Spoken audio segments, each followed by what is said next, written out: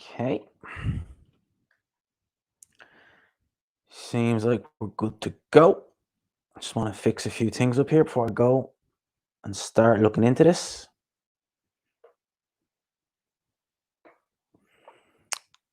Okay. Why is that not loading?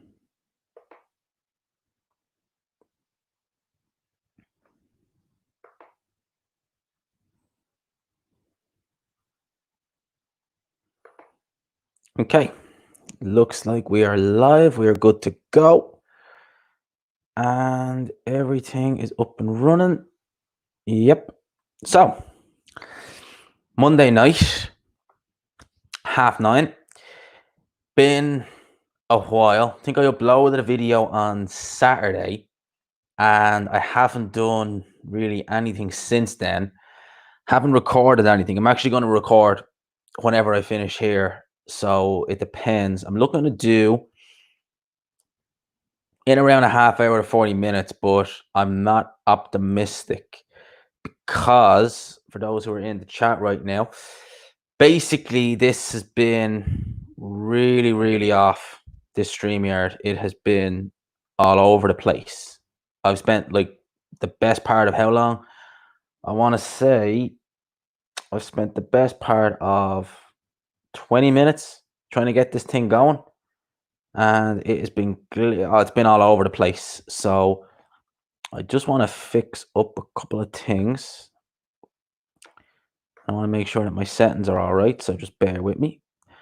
It's a shame I still haven't figured out how to edit some of these live streams, because if I could, I'd be able to edit out the parts of me messing around with YouTube settings, which I don't want, but we'll still see how it goes. I'm just checking to make sure the screen share is not on, which is not.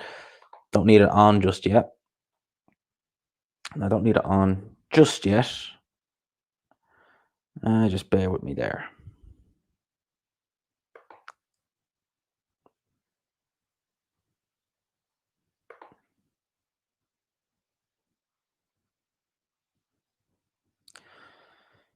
So what's good? It's a good evening. We are good. We're just trying to get these YouTube settings sorted, which I want to make sure that the sound's all right. I want to make sure that everything is as I like it, and that I don't have this accidentally switched on my YouTube end by mistake, because if it's on two ways, creates a massive echo, but it doesn't look like it is, so it looks like we're good. So I am going to get this stream started now. And basically what we're talking about in here, well, there's two things. One, I haven't done a live stream in ages. So it's been about a month since I've live streamed last, and I don't like leaving a live stream going for too long. So where before, when there was boxing going, I could do a live stream maybe once every 2 weeks, whereas now they're really intermittent. You know, I'm not getting many out of there. And there's not a lot of topic. Like, I used to love doing live streams straight after a fight, because if it was a Sky card, if it was a BT card, even if it was an American card, there was always discussions going on after, you know, how did this fighter look? How did that fighter look? I don't have that now, which is annoying. We are going to get it back eventually when boxing resumes, but it's just a case of when. So what I'm going to do in this live stream is we're going to have a look at a couple of the heavyweights who are in the top 10, top 15. We're going to look at their resumes, because a lot of people have been saying that, you know, this fighter is good, this fighter is one to watch, this fighter is dangerous, etc., etc., etc. But when you really look at some of these fighters who are in the top 10, top 15 of the heavyweight division, you know, fighters where people are saying no one wants to fight this guy. When you really look at some of their resumes, you realize that actually some of them haven't really fought anybody. Like a prime example would be Luis Ortiz, who we'll look at his resume now in a second. Apart from Brian Jennings, who the hell has Luis Ortiz fought? But people make him out to be a boogeyman. Again, we have Oscar Rivas, the Canadian heavyweight. It's like they look at Oscar Rivas and they look at him because he gave Dillian Whyte, you know, a couple of issues here and there. But above all else, he didn't really do much, you know, in terms of not in the fight, but in terms of his whole career. Oscar Rivas hasn't really done a great deal. So when people are saying that Oscar Rivas is this boogeyman, you know, that he's this because he look what he did with Dillian Whyte, It's like, yeah, look what he did with Dillian Whyte, but who is he actually? Like, who can you look at and say, that's a legit win, other than, we'll say, a Brian Jennings? And even then, that was a tricky fight. So that's what we're going to do. We're going to look at some of these heavyweights. We're going to look at their resumes, especially the heavyweights who get a lot of traction in terms of, people saying, oh, this guy, no one wants to fight him because of this. No one wants to fight him because of that. Well, we're going to look at their resumes. We're going to say, really, is that true? So I'm not going to bring that one on because that screen share is all wrong. We're going to bring the screen share on. BoxRec opened here, so should be good to go. Yep, it is. Now, we're going to look here at the top 10 of the heavyweight division. As you can see, we've got Tyson Fury number 1, Joseph Parker, Jojo. I don't even know how that's happened, that these two have swapped around, because, yeah, Joseph Parker's not been fighting the greatest of opposition in the world, but Joe Joyce hasn't fought in, nearly a year now, so God only knows what BoxRec and their algorithms are doing with regards ranking some of these fighters, because they will literally rank fighters who haven't fought ahead of fighters who have. So I don't know how Joe Joyce has just leapfrogged Joseph Parker based off of what, I don't know. But the fighter I want to look at first, whose resume we need to talk about, is Oscar Rivas. Now, Oscar Rivas, as we know, Colombian heavyweight, very short, 6 foot tall, all right, which is very rare that you see heavyweights these days that short. Very muscular, as we know, Oscar Rivas. For someone who's 6 foot, you would imagine them to be kind of in around the 220s. Like a bit like Povetkin. Povetkin's about 6'2", but he's always in the 220s. Rivas is in, the 240s. Look at the side. Look at that 241 against that Fabio Maldonado guy. Michael Hunter fought this guy, and I think he knocked him out in a round. So let's look at this here, right? So obviously he lost Dillian Whyte last year, and he won't be in the ring, you would imagine, anytime soon because of what's going on. So lost Dillian Whyte. No shame there. Dillian Whyte, top 10, top 5 heavyweight. No issues there. Prior to that, January 2019, he had that fight with Brian Jennings. I watched that fight. It was not entertaining, to say the least. It was really a dull fight. You had Rivas. I think Rivas was strong early on in that fight. Then you had Jennings coming on strong. And as you can tell by the scorecards, one judge had Rivas ahead by a point. The other judge had Jennings ahead by 3 points. And then the other judge had Rivas ahead by 3 points. So it was a real whatever you fancy kind of fight. Like, if the knockout hadn't happened in Rivas, or if Jennings had won the 12th round, he would have got a draw. So that was a stinker. But Rivas closed the show in the final round. He did appear to get quite tired in that fight. That's one thing I remember about Rivas, is that he was gassing, noticeably gassing midway through that fight. And then he came back in the 12th round. He obviously had enough stamina to be able to get rid of Brian Jennings. That Maldonado fight was a very, very boring fight. It was not fun at all. It was not fun to watch. Not really much to be said about that. Maldonado, he was undefeated at the time, to be fair. But let's look at him now. 4 losses, and yeah, lost to Carlos Takam. Oh, I was wrong. Hunter knocked him out in 2 rounds, not the first round. Okay, but still. Lost to that Teslenko guy. That Teslenko guy he lost to, might have been Winters he lost to. Yeah, it was Winters. He was being touted, I think, at one stage, that Teslenko guy, because I knew I heard the name a couple of times. And when that Shondale Winters guy fought Joseph Parker, I knew I'd heard his name, and that was where I was able to put 2 and 2 from. So these are the guys that Oscar Rivas was fighting. And again, you look down here, Joey Abel, 2nd round knockout, Jeremy Karpinski, his brothers, Tommy Karpinski. These aren't great fighters. It goes without saying. There's not really any. I think that Matthew Greer guy, I think he might have fought Deontay Wilder, if I'm not mistaken, because his name rings a bell. I'll just check. He definitely fought Lucas Brown. He fought that Byron Pauly guy. If you're losing to him, you must be absolutely god-awful. Lost to Shannon Briggs. Jesus, lost to Hughie Fury. Oh, yeah, he lost to that guy that Kasiev knocked out in the round. He took him clean off the ground. So it's weird. It's a strange one. I don't know where Oscar Rivas became so highly touted, truth be told, because, again, other than the Dillian Whyte performance, which was a good performance, he's not really done a great deal in terms of him, who he's fought.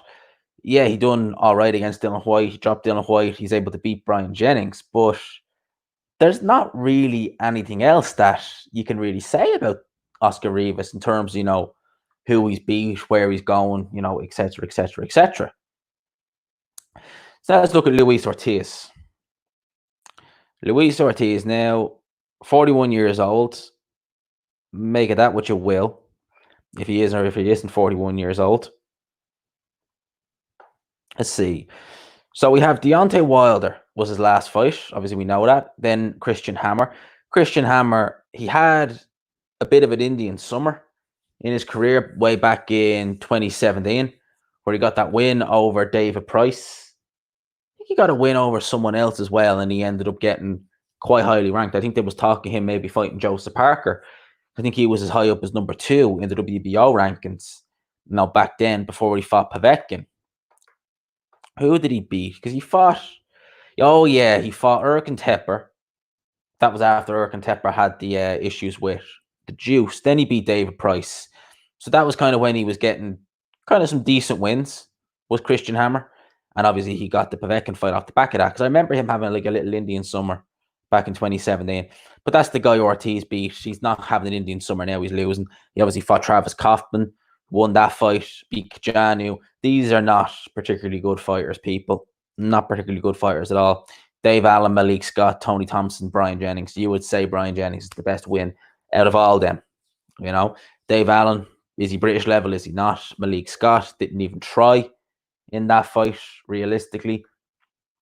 Dave Allen, as I said, yeah, British level. Tony Thompson, at one stage, he was a contender, but he wasn't particularly good. He wasn't a particularly good contender. So, you know, not a lot of depth in Luis Ortiz's resume. That was an ancient Monty Barrett he fought, who had 10 losses. So, yeah, Luis Ortiz's resume, like looking back at his earlier resume, who are these people? You know, who is Charles Davis? Who is Lamar Davis? Lamar Davis, a character from GTA, I know that. Zach Page, Jerry Butler, beat Burr Cooper. Imagine that, people. Luis Ortiz beat Burr Cooper. And this is the smoking Burr Cooper, by the way, that fought Evander Holyfield. This is a guy that Luis Ortiz, if you believe Luis Ortiz's age, and he's 41, and I don't, of course, I believe he's older than that, he fought Burr Cooper, who was a contender. It was more a journeyman in the 90s. Luis Ortiz beat Burr Cooper, who was a journeyman in the 90s. Let that sink in. This is who Luis Ortiz was fighting. And Luis Ortiz himself, if he had his real age out there, he could have been a contender in the 90s. You know, if he had his real age, because there's no way in hell, as I apologize, because this laptop's been a bit laggy today, there's no way in hell this guy's 41 years old. 41 years of age, Luis Ortiz. Now, people, but yeah, people act as though Luis Ortiz is, you know, some feared heavyweight because, you know, why? He's technically skilled. If Luis Ortiz of about 2014, 2015, yeah, maybe if he was still around, he could do something. Maybe. But this Ortiz we have now, man, he's got to be close to 50. He's definitely pushing 50. In fact, I want to go back onto Luis Ortiz, actually, because I want to ask, if anyone, whoever's in the chat, I want to ask you guys. I want to just have you guess, right? Because Cuban Frank Sanchez, you'll see him on screen there, right? Now, people, I am 27 in October, okay? He is 27 years old officially on BoxRec. How old do you think he really is? Because there is no way he's a year and 3 months older than me. No way. No. I don't give a crap what they're saying. He has to, that man does not look 27. No way. I just can't believe that anyone, like, if you're going to lie about your age, maybe lie about it in terms of, I know they're doing it for publicity, because who the hell wants to sign someone who's saying that they're 32? But 32, you might look at that and say, okay, maybe. But 27, people, he's a year and 3 months older than me. No way. No way. Like, I myself have seen people younger than me who look quite old. Right, I'll say that. I've seen people younger than me who look, you know, very old. I remember I was working with a guy a couple of years ago, 3 years ago now, so I would have been about 23, and he would have been about 21. And I remember this guy, he looked well in his 30s, and he was 2 years younger than me. He was only 21, and he was already bald, like no hair, and it wasn't shaved. He was a receding hairline, big, massive beard, but you could use the beard as an excuse.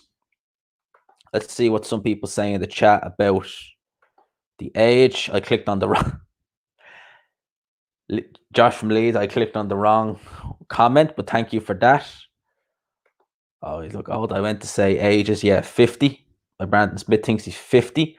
Don't know about that. 56. Again, I don't know about that necessarily, but in terms of age, if I had to guess, I would say probably about 38, 39. When I was 16 in school, some guys looked 35. Yeah. I remember I finished school in 2011, and I was 17 when I finished school.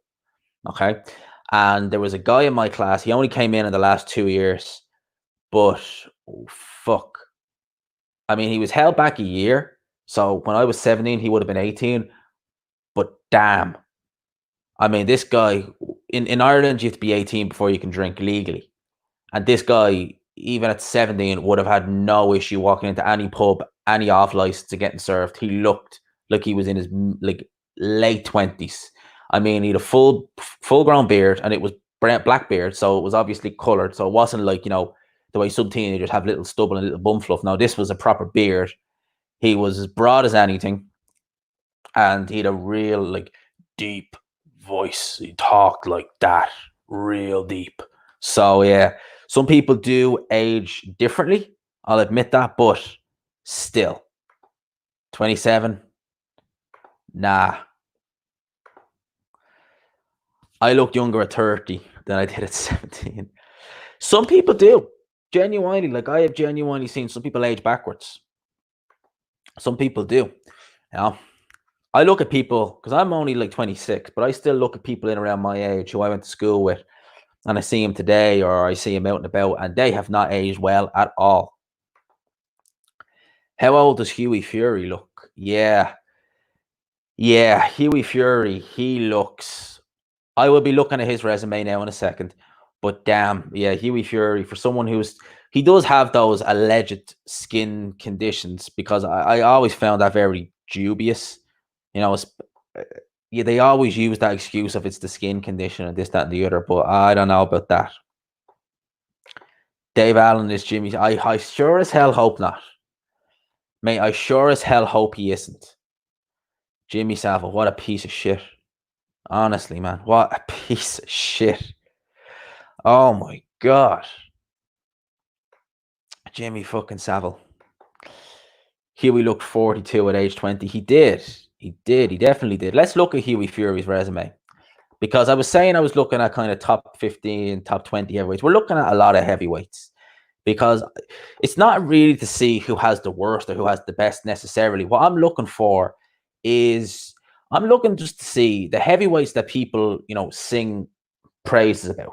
The guys who are really... They're like, oh, that guy is this, that guy is that. Well, I'm looking at the resumes and I'm saying... Right, you're saying this guy is all that. Based off of what? Who is he beating? Apart from, we'll say, one good showing, who else is he beating? Now, Hughie Fury, I'm not sure when that picture was taken, but Hughie Fury is 25. There's less than a year between me and him, just slightly less than a year. Yeah, I can still get away with, if my hair's cut and I have a shave, I can still get away with knocking a few years off my age. Hughie Fury sure as hell can't.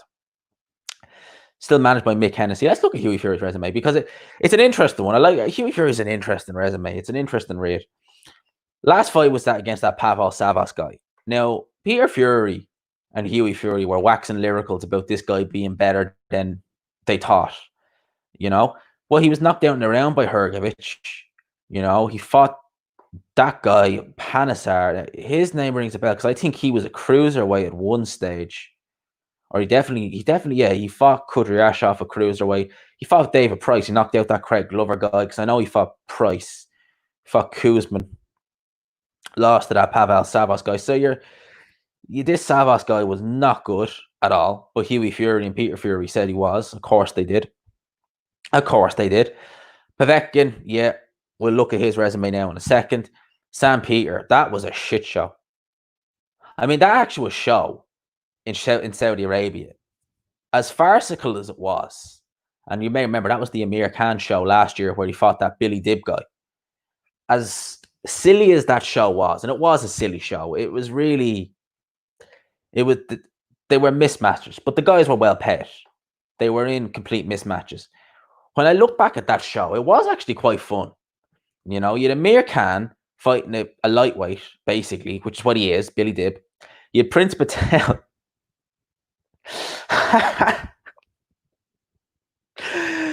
You had Prince Patel. Oh boy. You just gotta laugh. Prince Patel. You had Prince Patel get his ass handed to him by that Michel Banquez guy. He's actually fairly useful, that Michel Banquez guy. But Prince Patel fighting absolute bums in Hungary, and he gets an IBO shot against that Banquez guy, and he gets absolutely beaten from pillar to post. That was a funny fight. That's still that's doing very good numbers for me. I got, I think, 10,000 views on my post fight review for that. So it done me quite well, actually. You got the Hughie Fury Sam Peter fight. That was embarrassing. You know, Sam Peter. How old is Sam Peter? Because he's another guy who they say is younger than he is. 39 years old. Again, comment section. I'll let you be the judge. 39 years old, people. I seriously doubt it. Oh my God, it gets even worse. So Hughie Fury fought very defensively, very cagey against Sam Peter. And they only really stopped the fight because Peter more or less just decided enough's enough. Goes out, gets knocked out in the round by this guy. I'm not even going to try and pronounce the name. Sorry. I gave up on that a long time ago, trying to pronounce names, because I end up upsetting people when I say it wrong. So I've just decided, you know what, I just won't do it. You know, if I can't pronounce the name, I'm just going to leave it. So he fought that Chris Norder guy. Again, that was very, very poor. Then he fought Pulev. You know, they blamed the cut in that fight, but the cut was well looked after, because I think he got cut in the third round. The cut was handled very well, and it barely bled the rest of the fight. So the cut wasn't the issue. The issue was Hughie Fury just wasn't good enough. I mean, Kubrat Pulev was out of the ring for a while. We will touch on Pulev's resume now in a second, but Kubrat Pulev was out of the ring for a good while going into that Hughie Fury fight. He wasn't fresh. He wasn't exactly fresh. He'd fought in April 2017, and then he hadn't fought. Then he only fought Hughie Fury in October 2018.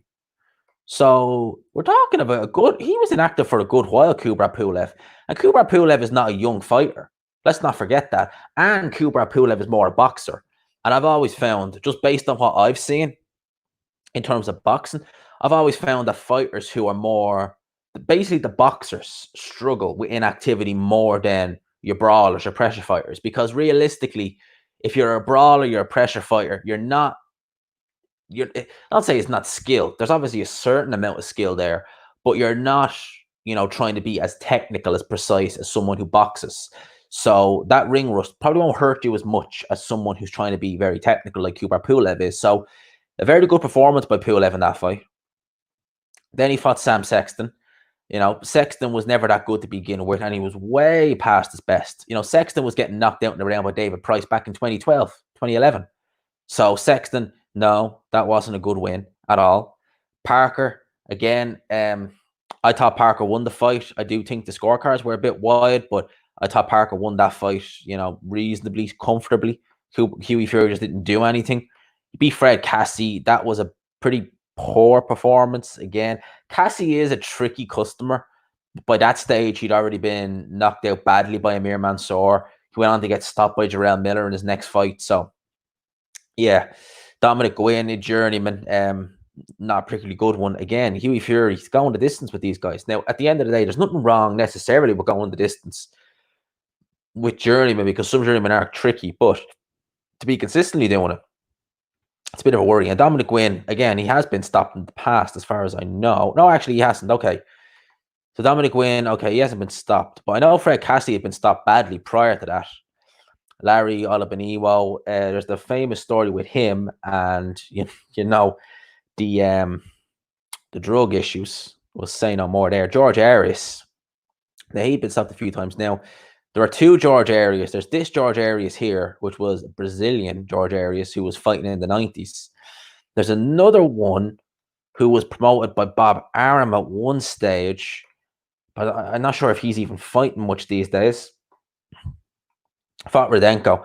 It's not a bad win, Rudenko, but Rudenko, again, a kind of fringe contender. Danny Hughes, Matthew Greer. Yeah, I've touched on him already. Dorian Darch. There's a good example. Like Dorian Darch been stopped. So Dorian Darch been stopped 10 times in his 12 losses. Hughie Fury going the distance with him. Who else went the distance with him? Because obviously Hughie Fury did, and this guy here in a very close fight, reasonably. So again, Hughie Fury. And see, this resume right here is case in point as to why Hughie Fury fails when he steps up to world level, because there's absolutely no fighters on here who you'd really say would even remotely prepare you. Like, I mean, look at this. Joseph Parker, Emilio Nazarate is how you pronounce it. He was knocked out by loads of people. He's knocked out by Shannon Briggs, Larry Olabaniwo, Dominic Gwynn, and Fred Cassie. This is your build-up for Joseph Parker. Whereas AJ, who did AJ fight when he fought Parker? He fought, I think, Klitschko and Takam. Obviously a different story. But even look at someone like Dillian Whyte. Dillian Whyte was fighting guys like Joseph, what's the guy's name?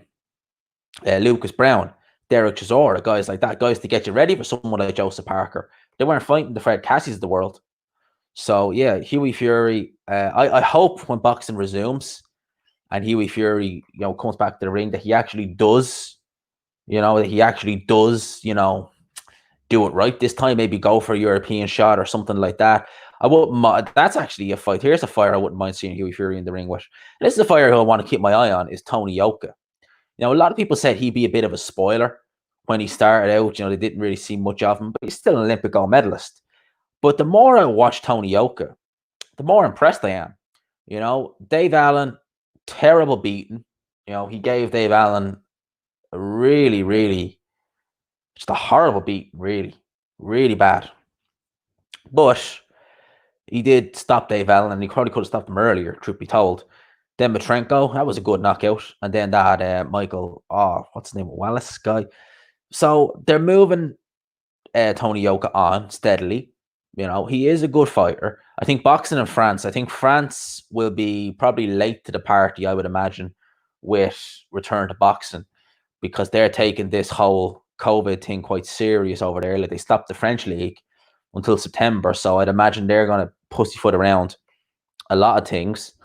At least boxing is back in the UK next month. It's not back in Ireland because we never have any shows over here. So it's just like normal, because we never have any shows in Ireland anyway. So it makes no difference. But let's look at some other heavyweights. So we've looked at Hughie Fury. We will look as well. Let's go back into the top 10. Okay, let's go back into the top 10. Now, Michael Hunter is someone I will reserve judgment on. I think Michael Hunter is a very, very, very good heavyweight. But I'm looking at heavyweights' careers. So when I say I'm looking at their careers, I'm looking at mainly their kind of overall career. With Michael Hunter and Usyk, you can't really judge them purely because they started a cruiserweight. So we can look at Michael Hunter. Like, Michael Hunter has a better resume, in my opinion, than he should have got that Povetkin win. As far as I'm concerned, he won that Povetkin fight.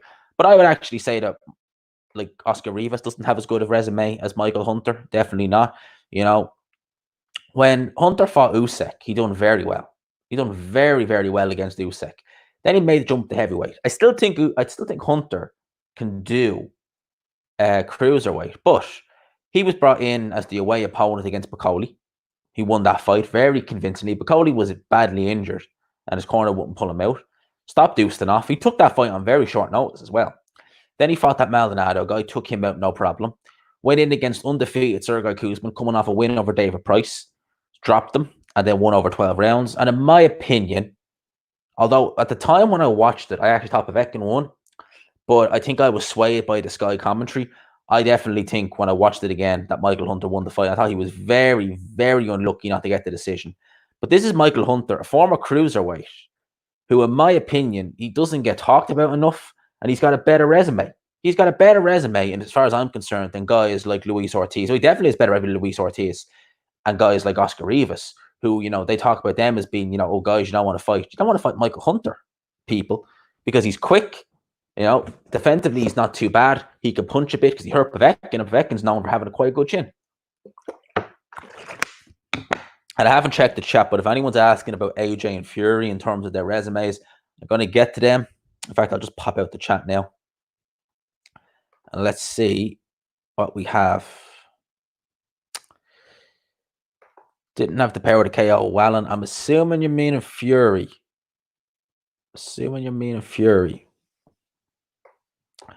See, yeah, you're right. That was really, what was it, 4th drug test he missed? That's eyebrow raisers. That's not good. That's really not good. That is really, really, really not good. Hunter just spoils. No, I don't think he just spoiled. I think Hunter is decent. I really do. I think Hunter is decent. What else we got here? Definitely, he lost to John McDermott in the first fight. Oh, I'm going to touch on Fury's resume now in a sec. Oh, we did. Yeah, Fury went the distance with Dorian Darch.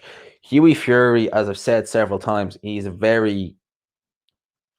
I don't know what it is. He hasn't... And I suppose, realistically, when you're going the distance with guys like that, obviously when Dorian Darch was fighting Hughie Fury, I think he only had like 1 loss. So, you could give him the benefit of the doubt for not stopping him. But when you look back now in hindsight and you see that pretty much every time Darch loses, he gets stopped, that's kind of when you could say, right, maybe Hughie Fury, even back then, never really had the grit, the knit and grit to do anything, to really like go in there. Yep, AJ will go through Pulev. I think he will as well. I really do. AJ Pulev, I'm not really excited about that. No, I'm not really excited about it. Like, I think it's a good opponent for AJ, to be honest. Kubrat Pulev, I think it said on BoxRec that he was 39. When is he 40? Okay, the May of next year. So he won't be 40 by the time he fights AJ. But he's already 39 years old. Yeah, I think he's seen better days. I think AJ will walk straight through him. I don't think he's going to give much resistance. He's always seemed very unwilling to fight Anthony Joshua, going back years before AJ was even... Sorry there, peeps. Even before AJ was, really the kind of the guy he is now. I can't be too nasty. He's got a lot of health problems, asthma too, and other things. Yeah, but I think that they always try and, whenever Hughie Fury is in opponents, they always try and use that rather than, looking at, what you did wrong. Always. AJ mid-round stoppage. Yeah, definitely. AJ mid-rounds. AJ will stop Pulev. Definitely. In terms of Fury Wilder, I think that is... I think Fury will win. Do I think he'll stop Wilder again? Maybe. But I would probably go with Fury on points in the rematch. I'd probably say Fury on points. Let's see, what else do we have in this chat? Oh. Prince Patel, yeah. That, I've said it, like that whole Amir Khan show that he did last year in Saudi Arabia. Yeah, it was shit. The whole show was shit, but it was funny. It was genuinely funny. Some of the fights that were on, the fighters that he had, it was fun to watch. It was fun to watch. Let's see what else we got here. Sorry there, peeps. Just have to answer our phone. What else do we have? Will AJ be gun shy? Probably not versus Pulev. I think AJ might be gun shy for the first like 2 or 3 rounds. Maybe when he feels Pulev's like lead hand. Now, I'm not talking about his jab, because Pulev has a good jab. But I'm talking about when he feels probably Pulev's lead hand and he sees that Pulev hasn't really got much on the right hand, he'll probably feel a bit more kind of willing to take risks. And AJ will probably try and fight Pulev on the inside, because Pulev cannot fight on the inside to save his life. I remember that Channel 4 or Channel 5 who done the Pulev Fury fight, the Hughie Fury fight. And they said something like Pulev is great on the inside, and that's primarily where he does his best work. And I was like, what? I was like, where did they get this guy? I never heard the commentator before. I was like, where the fuck did they get this guy from? Has he ever watched Kubrat Pulev? I mean, no way does Kubrat Pulev fight well on the inside. I couldn't believe it when they said that.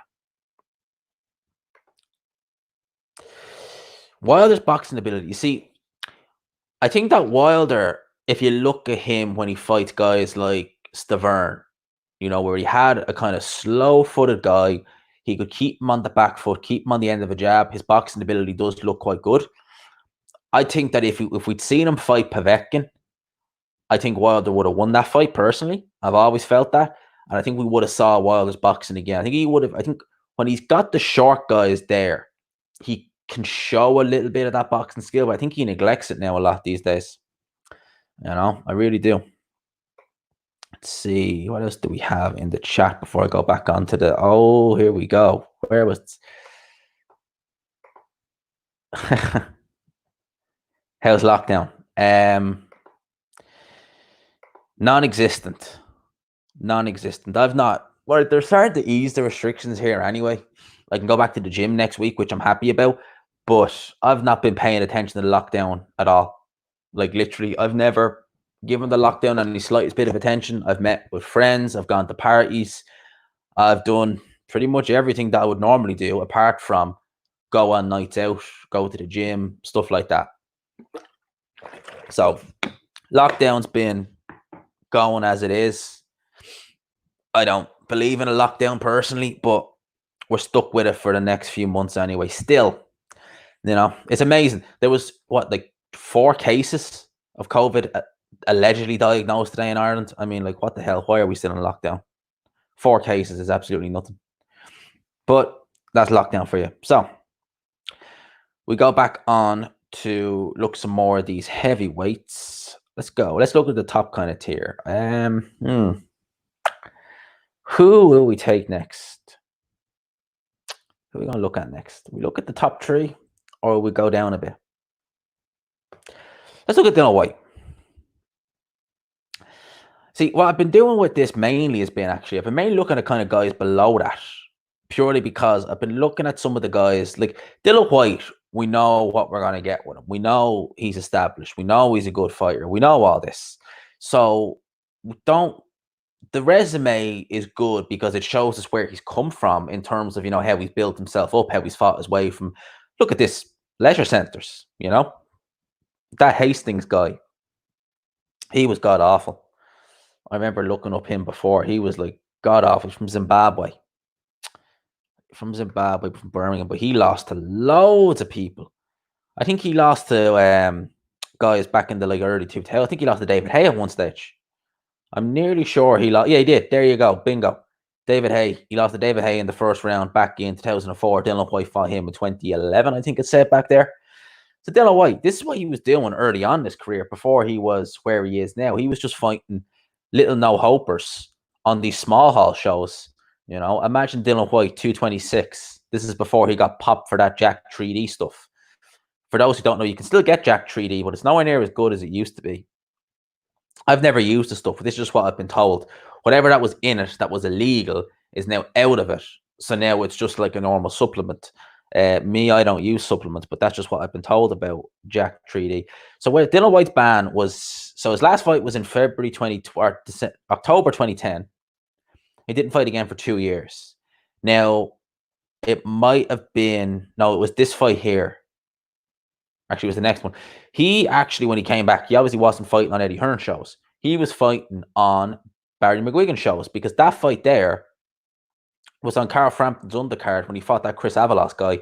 And there you go. Dillian Whyte was fighting an undefeated 5-0 guy, Baka, insert last name, can't pronounce it, who was 5-0. Okay, god awful. Georgia, World Series of Boxing, Jesus. Well, that didn't translate into the pros. But this was Dillian Whyte. He was fighting on some Barry McGuigan Cyclone shows, trying to build himself up. And it's amazing to think that he was fighting on Barry McGuigan shows in February 2015, he would end the year in a pay-per-view with Anthony Joshua. Dillian Whyte's resume is decent, it goes without saying. But who would Dillian Whyte's best win be? Chisora, Parker, Luke Chisora, or not Chisora, Parker definitely. In fact, definitely. Probably by a good bit. You would say Parker was the best win. I will look at Wilder Joshua. Well, Wilder, we could be here for a while. 42 fights. We could be here for a while with Wilder. But with Joshua and Fury, I will look at them. But see, more so what I'm looking at is, I'm looking at the fighters who, again, people say, X, Y, and Z about them, but who the hell have they fought? Like, let's look at Kownacki. Kownacki was someone people were speaking quite highly of. I never really rated the guy. And I've said it, like, I've covered a couple of his fights. I think I covered Jarrell Washington and I covered Areola. And neither fight I really, waxed lyrical about him. I said, look, he's quick. He can punch a bit, but he's not, I don't really see much. So I wasn't surprised that he lost. I was surprised that he lost Robert Helenius. Like, I knew Kownacki would eventually lose, and I knew he'd probably lose to maybe a contender, a fellow contender, but I didn't think he'd lose to Helenius. This is the Robert Helenius who was not long before knocked out badly by Jarrell Washington. And, Adam Kownacki walked straight through Jarrell Washington. I mean, Helenius, Jesus Christ, my Wi-Fi is so slow for some reason.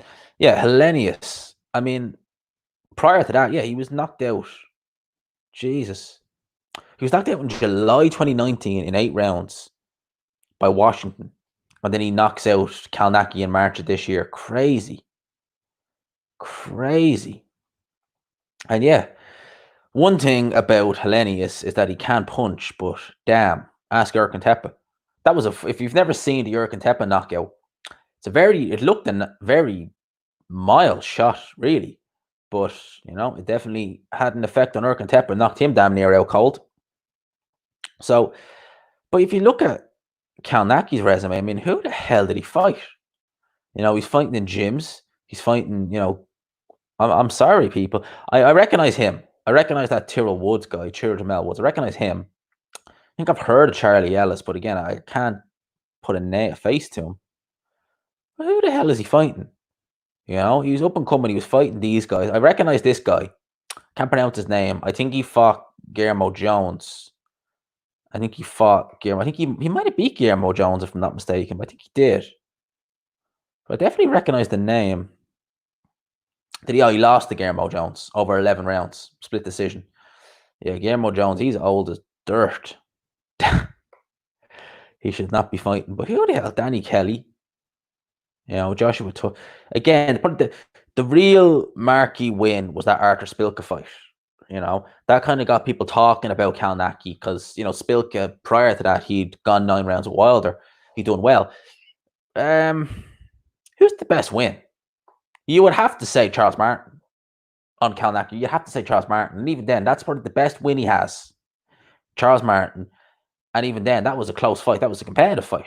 Jarrell Washington, no. Areola, no. So Charles Martin is Adam Kownacki's best win. And Charles Martin, at this stage, people are actually probably talking about him more highly than they are Kownacki because Charles Martin's been doing, not too bad. He's been looking an improved fighter. I think he is improved. Definitely. He's improved.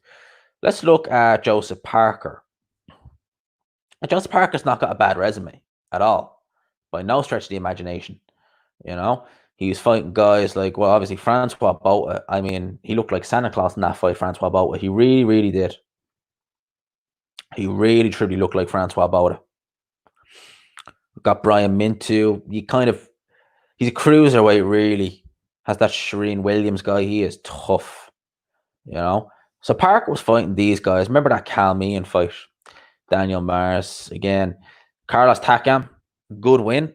Takam at the time, he only had 2 losses. So that was a good win. Then Matrenko. At the time, he only had 2 losses. Oh, definitely, you got to say Andy Ruiz is Parker's best win. Definitely.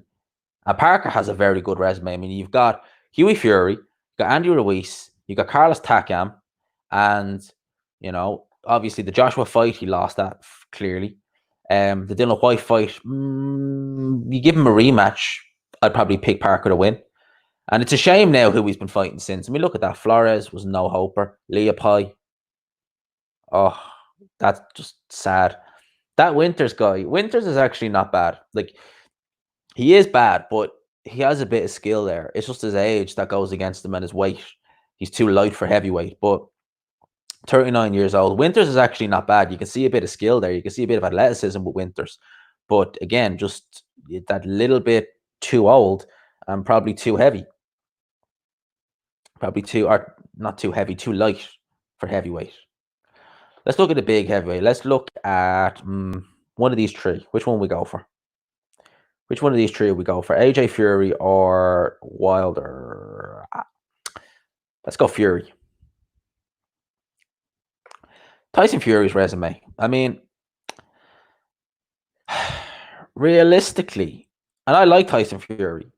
Chisora, Klitschko, Wilder. They're his best wins. You can add Cunningham there as well, but let's face facts. Cunningham really a cruiserweight. Really a cruiserweight. Best days were a cruiserweight. And by then was past his best anyway. But let's look at this. Where is the John McDermott fight? The first John McDermott fight. For those asking who I thought won, I definitely thought John McDermott won that fight. Definitely. They gave it to Fury. Was what it was. Fury, lucky man, because he could have lost his old then, back in 2009. And what was his record at the time? So when he fought John McDermott, he was 7-0. So, geez, he could have been 7-1, with a different referee. Then, obviously, you got the rematch with McDermott. Again, he really, that's probably, aesthetically, Fury looked very bad in that fight. He was 270. But from an aesthetic point of view, he actually, I remember that McDermott fight. I actually do think he looked better aesthetically in the Safiri fight than he did against McDermott. Seriously. Beat guys like Zach Page, Rich Power, Chisora. That was a good win at the time because Chisora was undefeated. So obviously Nicola Furta and Wilder knocked him out. Then we had the Nevin Pikic fight. I mean, that was bizarre. Fury fought very erratically in that fight. Pikic only has 5 KOs on his resume. Not a big puncher. Not a big puncher at all, but he landed on Fury, beat that cab driver Martin Rogan, won the Irish title. Irish title is a prestigious title, but God knows it's very. If you've never seen the Irish title, it's not the prettiest title in the world. It's a good title to have. It gets you a European ranking, but it's not exactly pretty. Beat Kevin Johnson. Obviously, that was Kevin Johnson before he became the journeyman Kevin Johnson. Definitely. Now, after he beat Cunningham, we know he was meant to fight David Haye. Obviously, the David Haye fight didn't go ahead. David Haye riddled with injuries. So then he fought that Joey Abel guy. Joey Abel is one of those journeymen. He loses a lot, but he can definitely punch. He can stop 10 times. He's 39 years old, but in 35 wins, 33 knockouts, you don't want to leave a chin out for Joey Abel to hit you. But he can definitely punch. Obviously, the Chisora fight then again. He fought that fight mainly southpaw. Chisora, Hammer, Klitschko. Not terrible leading up to Klitschko. Chisora decent, Hammer decent. Well, you probably pick Chisora over Hammer, truth be told. Then he beat Klitschko. Great win. Fantastic win. Done a better job on Klitschko than AJ. Sefer Safiri, Pianetta. Oh, boy. Oh, boy. Sefer Safiri, God almighty. Then he fought, obviously, Pianetta. I was at that fight live in the pissings of rain at Windsor Park. It was absolutely horrible that evening at Windsor Park. It was good fun, but I remember the minute Paddy Barnes lost, oh, fuck. It just pissed rain. And I mean, it was heavy rain. And the rest of the day, that whole day was a sunny day. It was so sunny. From Dublin to Belfast, which is about an hour's drive. It was lovely and sunny. It was great. Then all of a sudden, boom, it just opened the heavens. So Windsor Park doesn't have great roofs. So we got absolutely drenched. It was not fun. But it was a fun show. Obviously, then we had the Wilder fight. I thought Fury won. I think most people would think Fury won. The fact that Fury came back, I mean, like, look at it like this, right? A year almost to the date, Fury would have been grossly overweight, contemplating the comeback, who was going to fight Cephas Fury, Francesco Pianetta. You talk about Hughie Fury. I mean, think of it like this here, people. I can be harsh on Hughie Fury, but this is fact, right? Hughie Fury will fight two no-hopers. He'll fight two no-hopers. He'll be in the gym. He won't be blown up in between fights, all this, that, and the other. He'll fight the two no-hopers. He'll go in there against Povetkin or go in there against Parker and Lewis, having loads of preparation. Fury, 3 years out of the ring, nearly. Two no-hopers, losing an absolute heap of weight, can go in there against Wilder next fight and arguably win. I mean, it really does show. It really does show kind of what Fury's all about. He is a great fighter. He is. Him against AJ, when we get that fight, I'm going to be a very happy man when we get that fight. Tom Schwartz. I mean, boy. Tom Schwartz. Yeah. Less said about that, the better. The Otto Wallin fight was a fun fight to watch. It was fun. Fury made it hard for himself, but yeah, the Wallin fight was what it was. And then obviously we had the Wilder fight, which happened just before the madness arose. We all know what the madness is. That's going on in the world right now, unfortunately. Before we look at AJ's resume, let's look at Ruiz. We look at Ruiz, or we look at another heavyweight that people talk about and say X, Y, and Z. Let's bear with us there. Let's look at BoxRec, actually. It's crazy. Like, look at this. Tom Schwartz is ahead of Nathan Gorman. I know Nathan Gorman's been inactive. He's ahead of Tom Schwartz, ahead of Carlos Takam. Would you really put Tom Schwartz ahead of Carlos Takam? Would you put David Price ahead of Carlos Takam? BoxRec. I know I wouldn't. I know I wouldn't. Not in the least. Carlos Takam below David Price, Dave Allen, Marius Vac. Jesus, people. Yeah, BoxRec are fairly they're all over the place with their algorithms and stuff like that. Now, I want to go back actually onto Hughie Fury for a second, purely because there is one fighter who I'm going to touch on before we go to the man of the hour, who was Andy Ruiz, the fat guy. We're going to look at another fat guy, and it's not Fred Cassie, by the way, but just because he's not ranked on BoxRec, we'll look at him. There we go. Jarrell Big Baby Miller. He's making a comeback. Well, it says to be announced here, but as far as I was aware, they had an opponent announced, didn't they? They did, didn't they? I thought that's on a that's on a Bob Arms show. Thursday, July the 9th. Strange one. I was nearly sure they had an opponent announced. I can't remember the guy's name. His last fight was Bogdan. Right. Let's look at Miller. Let's look at Miller's early resume.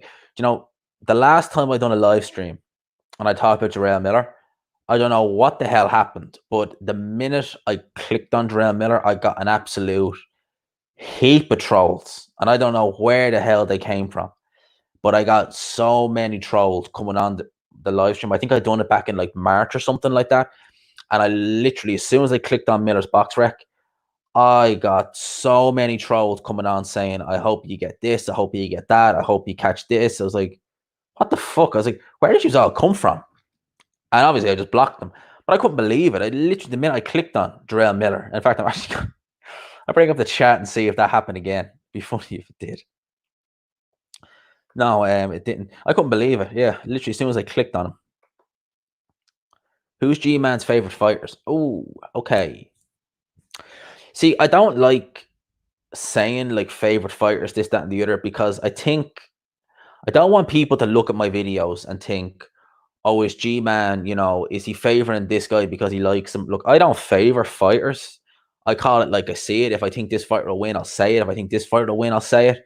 But there are fighters that I enjoy watching. There are fighters that I like.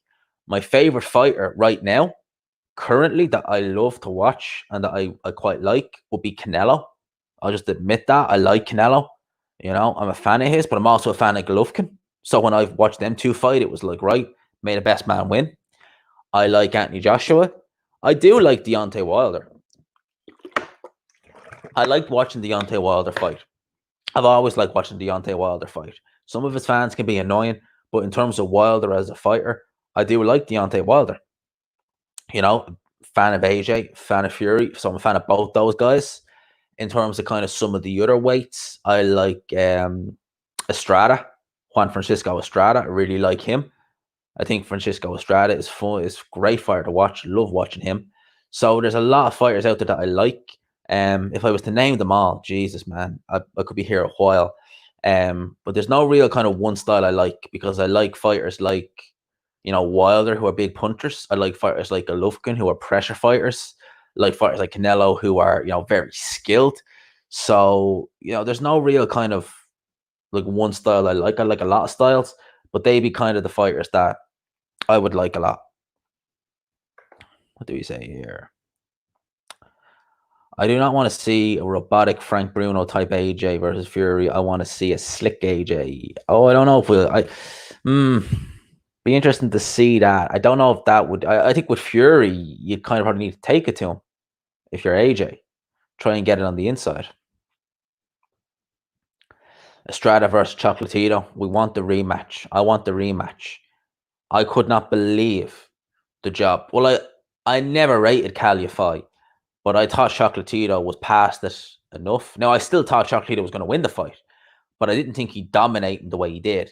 That was a surprise, a pleasant surprise. Not to say Calya fight is a terrible fighter. He's not, but I knew he wasn't on Chocolatito's level, but I didn't think that much. Jesus. Tommy Hagler misses Mick Hennessy. Oh, man.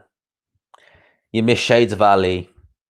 You missed the leisure centers on Channel 5. Oh, man. Mick Hennessy. I mean, when boxing comes back, people like Mick Hennessy, who were struggling enough prior to all this, they are screwed. They are absolutely screwed. Joe Smith versus Elite Alvarez, good fight. Yes. Excellent fight. Really want to see that fight. I would. Who would I go for? Elite Alvarez, very good boxer. Underrated power. Joe Smith, not the most sophisticated guy in the world, but can definitely punch. Oh, I would probably side with Joe Smith. Mick Hennessy has a show, does he? Let's go on to BoxRec, and I didn't know that. So I will just wait there. I will go and I will try and see if I can find that. Because I did not know Mick Hennessy had a show. Let's have a look-see. I'm just taking the screen share off for 2 secs. Let's see.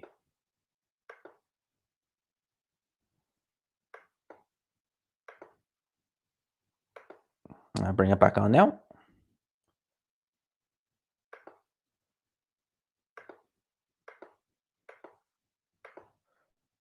There we go, peeps. Just wanted to bring that off. There's nothing that you need to worry about. I don't see any shows on BoxRec. Last show was in the York Hall in November. I'm not seeing much. Hennessy's a manager. Shades of Ali. Big Mick. I ain't seeing anything. If he has a show, happy days. That's good for him. Definitely. It's good for him. But, it's the small hall shows that are going to suffer, because until we can get fans in, like what a lot of people need to remember is that a lot of these fighters, they are paid by the amount of tickets they sell. So if they have no fans to sell tickets to, it's going to be an awful hard time to try and get paid. You like Isaac C.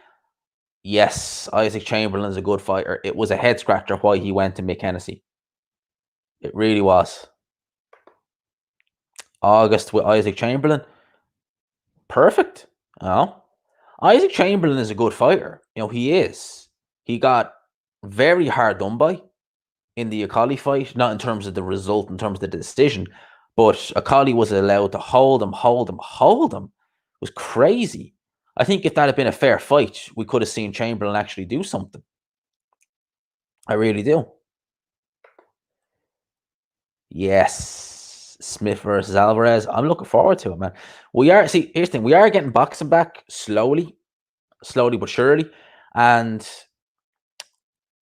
I was talking to Ade, I think was it Sunday, and we both have noticed this.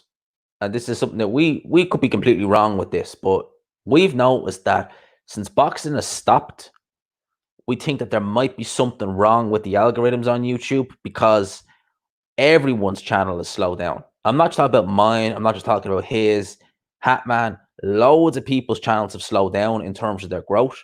Like when I was prior to this COVID thing, I was getting 150 subs a month. On a really good month, 70,000 views, maybe more. And that just went. And the same with Ade, the same with a few others. And we kind of think that since boxing stopped, maybe the algorithms on YouTube have changed a bit. So they're just not getting out there, the videos we're making, which is annoying because, I don't live off YouTube, obviously. And I don't do it for the money, but it's nice to see your channel grow. It is. There are some people who actually do use YouTube for a living. More power to them. More power to them. Definitely, if they're making a living off YouTube, it must be nice. I would definitely what I was making, back in kind of like January, February, definitely couldn't have lived off it. But it was nice pocket money at the end of the month. I'll leave it at that. Do a collab with Ade or Porky's Corner.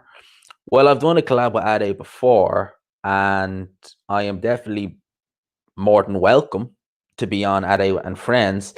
But I'm not gonna go like I just need to text Ade and just say, "Can I be on Ade with Friends?" It's no problem. But I would say let some other people have a go at that. And there are other YouTubers who are very like I don't have a big channel, to say the least. But there are other YouTubers out there who have very small channels who are in maybe the hundreds, maybe haven't even broke 100 subs.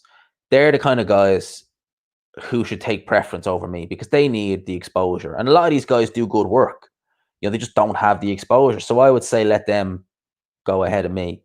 I'm happy. Like I used to chat with Ade all the time. I have him on WhatsApp, so I can talk to him, all the time. I don't let someone else do it. Let other people have a shot because people want to go on it. Yeah, I've been on Ade's channel. Yeah, just the once, but we could always do it again. Jarrell is a good guy with not a lot of subs. It's a shame. It's a shame because he makes very good content. Very good content. Right, let's get back on to Jarrell Miller. So back onto the resume because we're over the hour mark. We're going to wind this down a bit. And I have another live stream that I want to get into. Not on this channel. There's a live stream going on Patreon right now that I want to get into. And I will get into it after this. So let's look at some of the guys Miller's fought. I've always said I could never get this, right? Look at this, people. I don't know how clearly you can see this. The 19th of December, 2012, Jarrell Miller fought. He weighed 242 pounds. The 19th of January, 2013, a month to the day, Jarrell Miller fought Joey DeWaco, 286 pounds. How much is that? 44 pounds? How the hell do you gain 44 pounds in a month? Seriously, people, how? If you're training, I know it's only a 4-rounder, but if you're training, how the hell do you gain 44 pounds in a month? I would have thought that's literally impossible to gain that much weight unless you had a very merry Christmas. But like, look at this resume. Like, who the hell is Jarrell Miller fighting? Like, there's not a lot of names you really recognize on here. Damon McCreary is a name I recognize because he fought Wilder. Damon McCreary was a super middleweight back in the 90s, and he's fighting a heavyweight, big fat guy. Donovan Dennis. That until Miller fought Washington, that might have been his best win. You would say the best win on Jarrell Miller's resume is Johan Dupa. Because Dupa, fringe contender, tough guy. He probably the best win on, probably in general, the best win on antivirus. Fuck off. Probably the best win on Miller's resume. Seriously. Marius whack. Nah. Jared Washington, not really.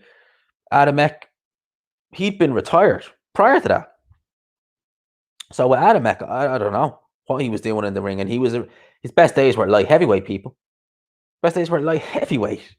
And he's fighting Jarrell Miller. Crazy. Then he fought that Bogdan guy. Again, Miller, nah.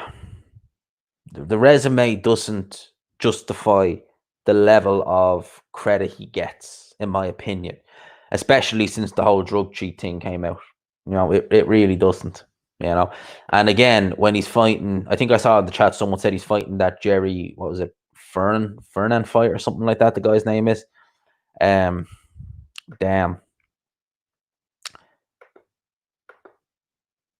Does it go there, people? What the fuck? Too many requests. I am just winding down. I'm going to kill AJ's resume, and then we're going to call it. And I'm going to get onto AJ's resume now.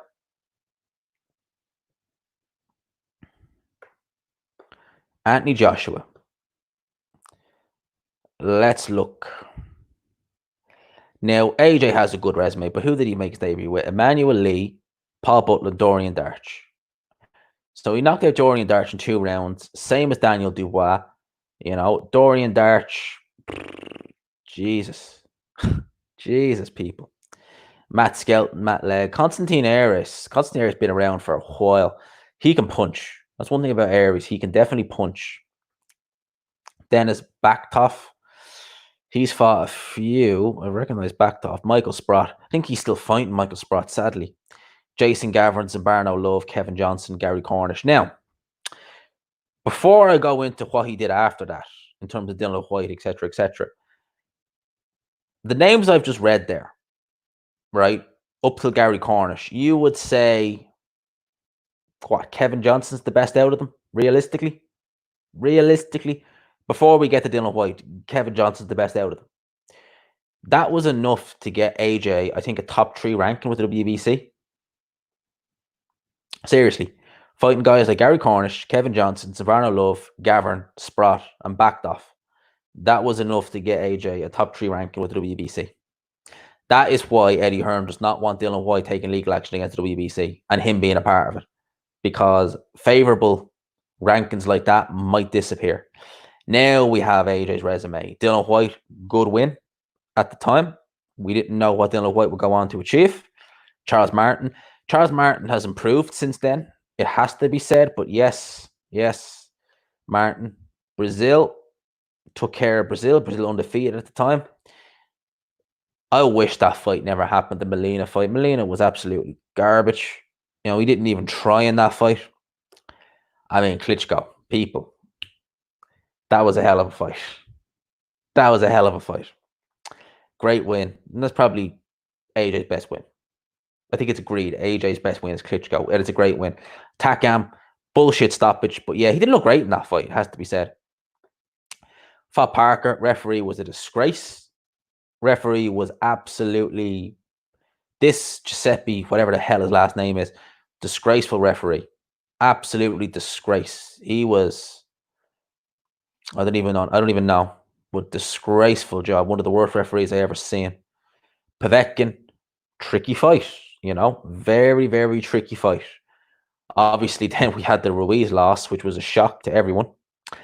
And then he obviously beat him in the rematch. And now we're going to probably have Kubrat Pulev added to that resume, not before long. But yes, that is AJ's resume in a nutshell.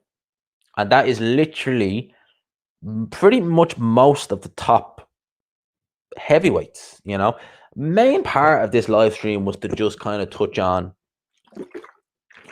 the kind of heavyweights that, in my opinion, and like someone said, I think I seen it up there, yeah, where was it? I think I seen it in the chat, that resumes don't win fights. They absolutely don't.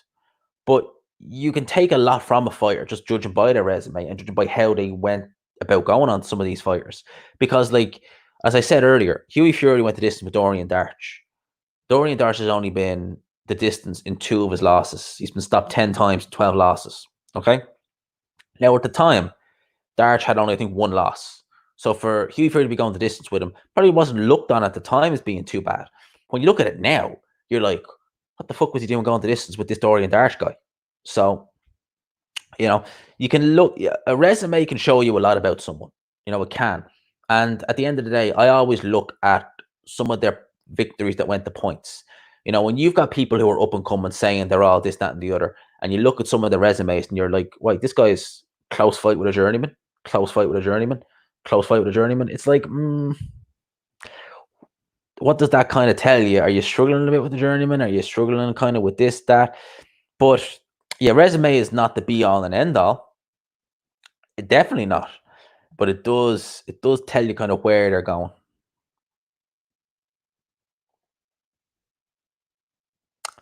Resumes are important, of course, but I don't get too hung up on them in terms of predicted fights. That's all. No, I don't think you could ever. Boxing is two styles make fights. You could never look at someone and just be like, well, fighter A beat fighter B, therefore, he'll beat fighter C. It's not like that. No, it's not. It's definitely not. But you can definitely look at someone's resume and you can see if you look for little patterns in their resumes, and you kind of always, especially when you're looking at journeyman, you can look at them and see like, oh, how good did he do against this like journeyman? Like, you're not going to look at like world class fighters and all that, because you could, yourself, like if two guys have fought, a world level guy, you could have various different results. But when you look at a kind of the journeyman and you're saying, well, that guy went the distance with him, but that guy, he knocked him out, and the guy went this with him, lost a couple of rounds, you can kind of get a kind of idea where they're going. And Miller's fighting Jerry Foster. Yeah, I seen that. Thank you. Worst ref. Was it Terry O'Connor who refereed that fight? I think it might have been. Sorry there, peeps. I think it was Terry O'Connor. For those who don't know, I think Terry O'Connor is the judge who has given some absolutely bizarre scorecards over the years. Should fight someone like Hammer, but yeah, good shout actually. Very good shout. It's a very good shout for Tony Yoka. Keep my eye on Tony Yoka, man. Keep my eye on him. Keep my eye on him. So let's see. Michael Sprott's an Amazon delivery man now. Jesus Christ. Well, you got to pay the bills somehow, and better that than, getting your brain turned to mush. Dermot was solid domestic back in the day. How long have we been going for? We've been going for an hour and 13. And I think, people, what I'm going to do is I'm probably going to call it quits here, unless anyone has anything else they want to say or add to the chat. I'm probably going to call it quits here. And I don't want to promise the next time I'll do a live stream, because I was hoping to do one sooner, but I ended up, leaving it for a month. And, I don't like doing that, because I do enjoy doing these live streams, but I don't know when the next one will be. But it definitely won't be a month. Like, rest assured about that. It won't be a month. It won't be a month, but I just don't know when I get a chance to do some of these live streams, because I'm busy. Although it is starting to kind of quieten down in every kind of aspect. Why does Floyd Patterson get overlooked? See, Floyd Patterson, a middleweight as an amateur, he never had the chin of heavyweight. He was the first guy to ever regain the world heavyweight title, and this is back when there was only one champion per division. Floyd Patterson was a good fighter, very good fighter. I think that a lot of people just look at the losses to Sonny Liston, the 2 first-round knockouts, being beaten badly by Muhammad Ali. They look at his chin, they look at the Johansson fight where he was down, God, I think he was down 6 or 7 times. They look at his chin. I think they make too much out of the fact that Floyd Patterson had a pretty bad chin at heavyweight, which he did. But Floyd Patterson had a lot of skill. He was very fast. He could punch very well. Good punch selection. He was trained by Customato. He was a good fighter, Floyd Patterson. He really was. But I think the losses, just the manner of him being stopped badly a couple of times, early, I think that was that's why he gets overlooked. Now, Floyd Patterson was a good fighter, very good fighter, definitely. Would have been interesting to see what he would have been like at light heavyweight if he could have made that way, because I think he could have been good. He could have been very good at that light heavyweight. How are my friends? Quite good. They're keeping good. I was over with some of them on Saturday night. We're all keeping good. We all just want to go and just go out. We all want to go out for drinks and, do what we used to do. I want to go away because I'm not going to get a holiday this year because there's no one allowed to travel, and we all wanted to go away somewhere this year. We were thinking of going to America for a couple days or a week.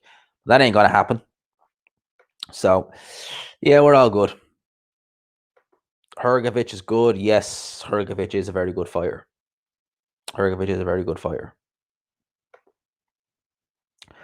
So peeps, what I'm going to do, he's going. Stay safe, all. Peep, mate. I am actually going to join you because I am calling it here, people. Great fun tonight. Enjoyed it. I have another live stream I want to get into, a topical live stream. So I'm going to leave it here. I'm just going to stay on the channel. Hope you all enjoyed it. Good evening. Good night. Say whatever you want to say. Peace and love, people. Thank you. I will get some videos out for you tomorrow as well. So enjoy this. It's staying up. You can listen to the audio.